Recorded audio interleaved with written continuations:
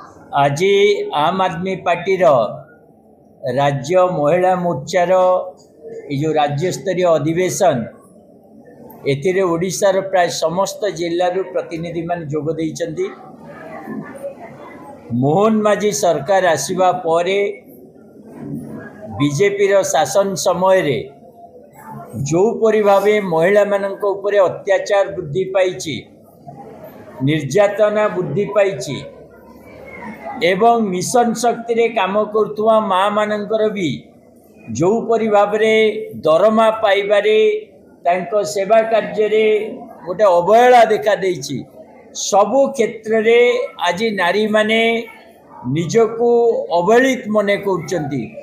ता विरुद्ध रे गोटे शक्तिशाली आंदोलन करिबा पई आम आदमी पार्टी रो महिला विंग आज निर्णय नैछि एवं यही सभारे उपस्थित समस्त कार्यकर्ता जिला प्रतिनिधि आगामी दिन रे ओडिशा रे आम आदमी पार्टी रो महिला मोर्चा को अधिक संगठित करिबा, आंदोलन को ओल्हेइबा, महिला मानक समस्या को नहीं आउरी मुखर हवा आ संगठन को मजबूत करिबा पई आज निष्पत्ति नैचंदी।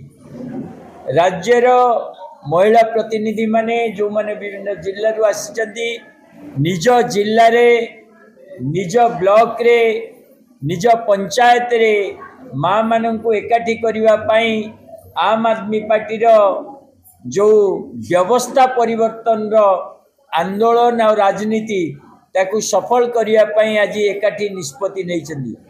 मो आशा करछि आगामी दिन रे आम आदमी पार्टी रो महिला मोर्चा रो भूमिका बढ़िबा सहित सांगठनिक दक्षता वृद्धि पाइबो और राज्य रे माँ मानकर सुख दुख भल मंद सबुतिरे बहुत सक्रिय भाव में पार्टी अंश ग्रहण करिबो और सेमानकु सशक्त करिवार काम करिबो।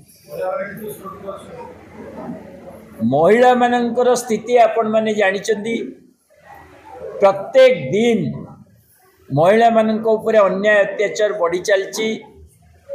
जो नेशनल क्राइम रेकर्ड ब्यूरो तार तथ्य को जदि नेबे अत्याचार बढ़ीची, निर्यातना बढ़ीची, महिला मानक स्वावलंबनशील हवा बाटर अनेक प्रतिबंधक भी वृद्धि पाइची। तांकर शिक्षा, तांकर रोजगार, तांकर सम्मान सहित बंचिबार जो अधिकार ता उपरे राज्य सरकार बहु क्षेत्र नीरव रहिचंती। तेणु आगामी दिन रे एक शक्तिशाली आंदोलन माध्यम रे माँ मानकु मुख्य स्रोत रे केवल शामिल करिबा नुह, तांको राजनैतिक नेतृत्व देवार जो प्रक्रिया ताकू आम आदमी पार्टी आहुरी अधिक शक्तिशाली करिबो। धन्यवाद।